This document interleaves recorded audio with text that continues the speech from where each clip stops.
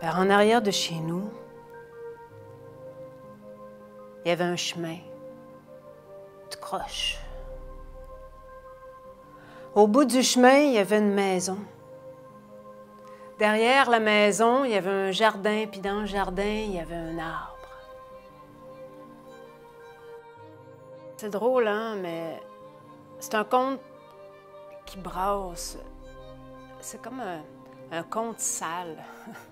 C'est un conte de fond de garde-robe, de dessous de tapis.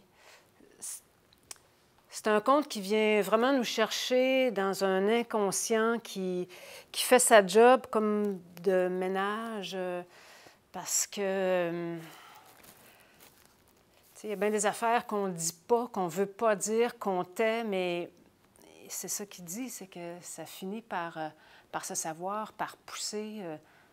Je dirais qu'à chaque fois que je regarde les informations, j'ai l'impression de lire ce conte-là.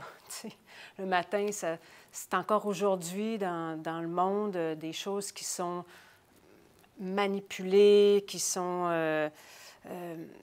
qu'on a tassé la responsabilité, qu'on a mis ça à quelqu'un d'autre, puis là, ça finit par se savoir. Tout finit par se savoir. C'est réconfortant de savoir ça aussi.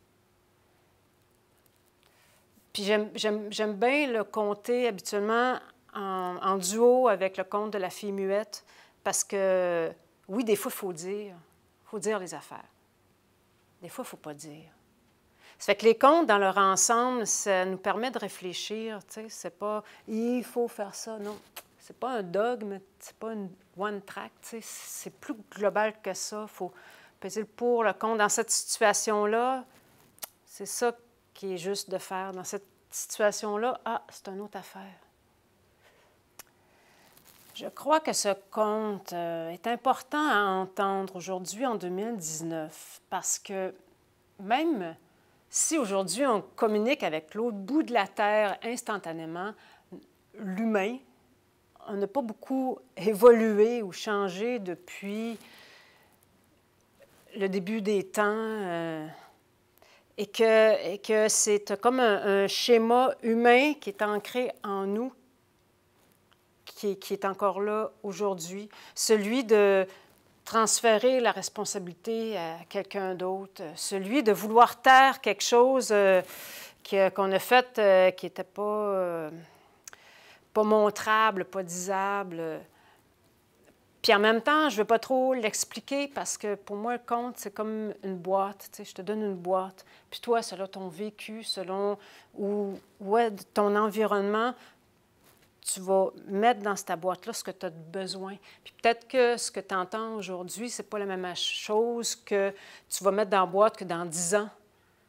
Ça fait que je dis des affaires, mettons, pour moi, là, mais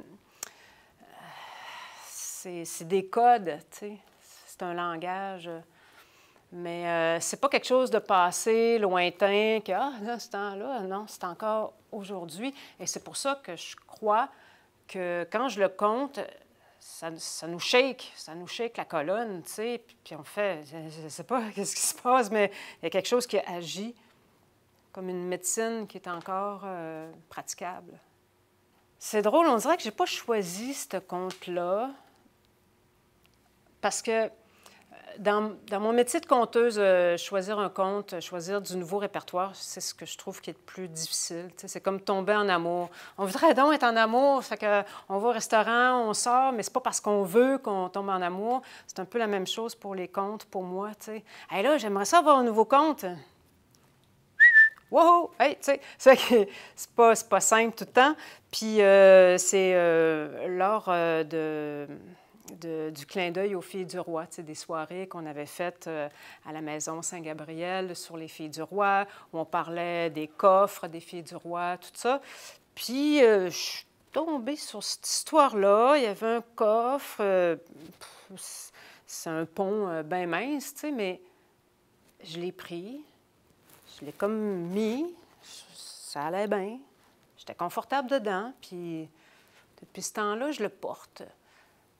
Puis, je sais pas, il il m'aide à vivre, mais en même temps, c'est pas comme si qu'il venait réparer quelque chose que j'avais besoin de réparer dans moi. Au contraire, je suis plus comme un canal, tu sais.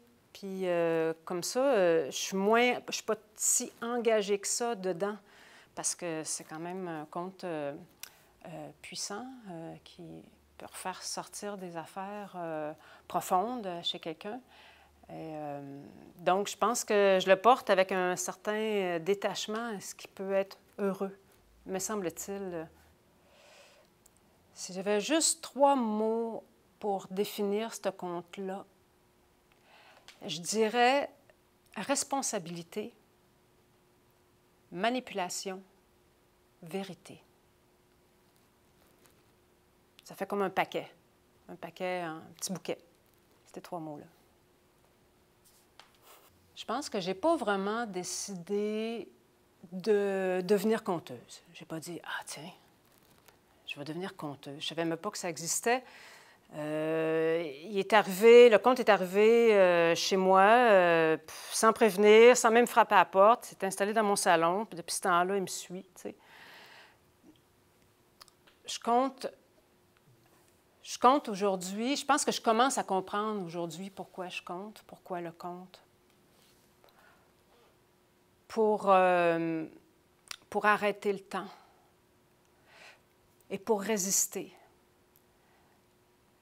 Résister à l'endormissement, résister à l'ignorance, résister au conformisme, résister au désenchantement.